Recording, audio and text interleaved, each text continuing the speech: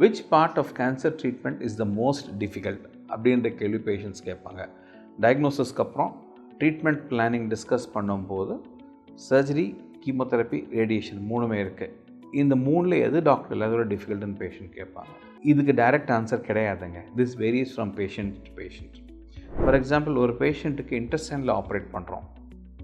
அவங்களுக்கு சிலருக்கு மோஷன் போகிறதுக்கு ஒரு பை வச்சுருப்போம், கொலாஸ்டமி பேக் வச்சுருப்போம், இல்லை ஐலியாஸ்டமி பேக் வச்சுருப்போம். இது ஒரு ஆல்மோஸ்ட் ஒரு 2 to 3 months அந்த பேஷண்ட்டுக்கு இருக்கும். ஸோ அவங்களுக்கு சர்ஜரிக்கு அப்புறம் வைக்கிற இந்த பேக் தான் கஷ்டமான காலமாக இருக்கும். So surgery is the difficult period for them. அவங்களுக்கு கீமோதெரப்பி அண்ட் ரேடியேஷன் பெரிய சிரமம் ஒன்றும் இருக்காது. இதுக்கு கான்ட்ரரியாக பேஷண்ட் பிரெஸ்ட் கேன்சர் இருக்காங்க ஒருத்தங்க. ஒரு சர்டன் டைப் ஆஃப் பிரெஸ்ட் கேன்சரில் கீமோதெரப்பி 9 months to 12 months ஓடும். அவங்களுக்கு surgery is very easy, radiation is also easy, but this 9 months of chemotherapy will be very difficult for them. Third category patient, head and neck, throat cancer இருக்காங்க. அவங்களுக்கு அந்த radiation கொடுப்போம். அந்த 1.5 months of radiation, 1.5 months of cooling period தான் most difficult time. ஏன்னா அந்த டைமில் சாப்பிட்றது கஷ்டமாக இருக்கும், சிலருக்கு மூச்சு வாங்கவும் கஷ்டமாக இருக்கும். ஸோ அவங்களுக்கு தொண்டையில் ஒரு டியூப் போடுவோம் ப்ரீதிங்காக கழுத்தில்.